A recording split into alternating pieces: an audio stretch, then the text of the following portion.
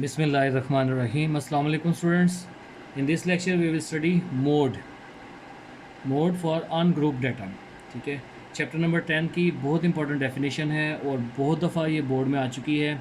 अगर ये जितना ये ज़्यादा फेमस डेफिनेशन है और अक्सर बच्चे इसको बहुत ज़्यादा डिफ़िकल्ट समझते हैं।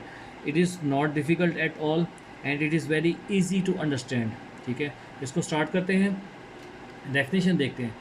The mode is the score which occur most often.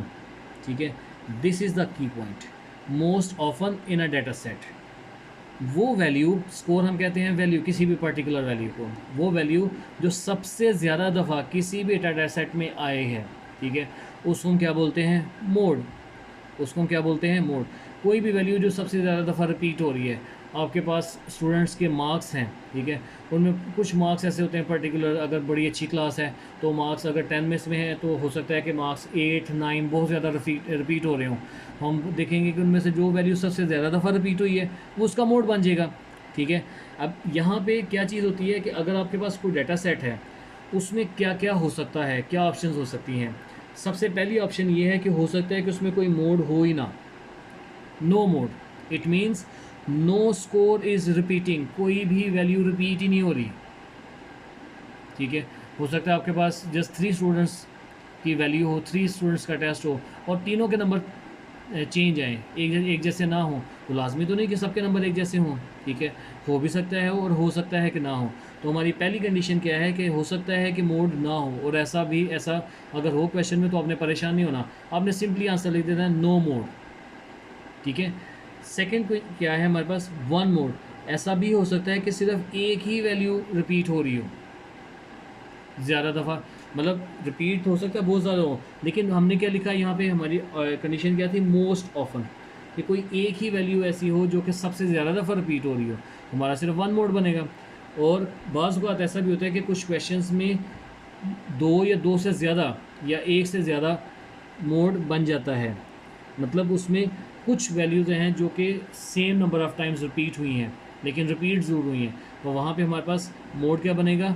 More than one mod. इसमें इस बात की बेटा आपको समझ आ गई? तो मोड को हम बेसिकली क्या कहते हैं? वो वैल्यू जो सबसे ज़्यादा दफ़ा किसी भी डाटा सेट में रिपीट हो। ठीक है, किसी भी डाटा सेट में मोड हो सकता है कि मोड हो ही ना, नो मोड। ऐसा हो सकता है कि सिर्फ वन मोड हो या एक से ज़्यादा मोड भी हो सकता है। तो इसको फर्दर समझने के लिए हमारे पास एक एग्जांपल है। ठीक है, इस एग्जांपल को करने के लिए सबसे पहले मैं क्या करूँगा, इसको अरेंज कर लेता हूँ। ये जो मेरे पास डाटा सेट गिवन है इसको मैं अरेंज कर लेता हूँ ताकि मुझे ज़रा थोड़ी सी आसानी हो जाए। तो यहाँ पे मैं देखता हूँ और जब मैं अरेंज करूँगा तो देखूँगा जो जो वैल्यू रिपीट हो रही है उनको इकट्ठे लिखूँगा। ठीक है, सबसे पहले मेरे पास वैल्यू है 2, उसके बाद है 3। यहाँ पे मैंने गौर किया कि 2 जस्ट एक टाइम थी। ठीक है, जो जो मैं लिखते जा रहा हूँ, ये 2 भी मैंने लिख लिया, 3 भी लिख लिया। इसके बाद नेक्स्ट वैल्यू है 4, तो 4 है मेरे पास 1, 2 एंड 3 टाइम्स। 4 मेरे पास 3 टाइम्स है। और उसके बाद है 5 2 टाइम्स है और लास्ट पे है 6। अब ये वैल्यू क्या हो गई है? इसको मैंने डाटा सेट को क्या कर लिया है? अरेंज कर लिया है। ठीक है, ये क्वेश्चन के लिए लाजमी नहीं है, लेकिन अगर आप इसको कर लेंगे तो फिर आपका क्वेश्चन सॉल्व करना ज़्यादा इजी हो जाएगा आपके लिए। ठीक है, अब यहाँ पे मैं ये देख रहा हूँ कि कौन कौन सी वैल्यू रिपीट हो रही है। 2 रिपीट नहीं हो रही, 3 भी नहीं हो रही और 6 भी नहीं। ये 3 वैल्यूज़ तो एलिमिनेट होगी। और अगर ऐसा होता कि इस डाटा सेट में सिर्फ ये वैल्यूज़ होती 2, 3 और 6। अब यहाँ पे मोड मैं आपको बता दूँ बेटा, एक कॉमन मिस्टेक है जो कि बच्चे बहुत ज़्यादा इसको करते हैं। अब अगर आपके पास एक ऐसा डाटा सेट हो जिसमें 2, 3 और 6 है, तो बच्चे यहाँ पे क्या लिखेंगे? Zero mod. बेटा यहाँ पे मैं आपको ये चीज़ बता दूँ कि हमने कुछ भी कैलकुलेट नहीं किया। कैलकुलेट करने के बाद हमने इसका आंसर ज़ीरो नहीं लिखा, ज़ीरो तो इस डाटा सेट में है ही नहीं, तो ये आंसर आपका गलत हो जाएगा। ठीक है, अगर आपके पास ये वैल्यू है जिसमें कुछ भी रिपीट नहीं हो रहा तो हमने ज़ीरो मोड नहीं लिखना, हमने लिखना है नो मोड, कि इसमें कोई मोड नहीं है। इस बात की समझ आ गई?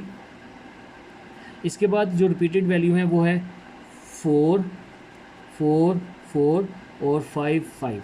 ये 2 वैल्यूज़ रिपीट हो रही हैं मेरे पास। तो ऐसा भी हो सकता है जैसे मैंने यहाँ पे लिखा था मोर देन वन मोड, लेकिन क्या ऐसा इस कंडीशन में हो सकता है? नहीं, ऐसा यहाँ पे नहीं होगा, क्योंकि एक वैल्यू 2 दफ़ा रिपीट हो रही है और एक वैल्यू 3 दफ़ा रिपीट हो रही है। तो मैं इस 5 को यहाँ से एलिमिनेट करके सिर्फ 4 को कंसिडर करूँगा, क्योंकि मोस्ट यहाँ पे मैंने क्या बताया था आपको डेफिनेशन में, मोस्ट ऑफन, तो सबसे ज़्यादा दफ़ा जो वैल्यू रिपीट हो रही है दैट इज़ 4। तो हमारे पास यहाँ पे मोड क्या बनेगा? I will write the answer,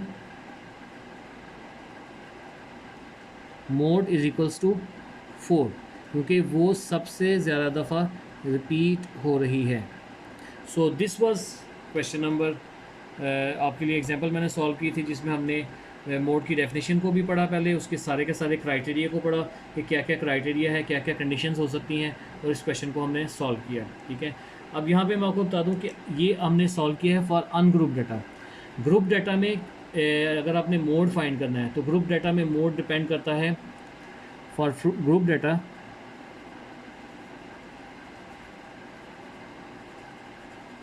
वो डिपेंड करता है फ्रीक्वेंसी।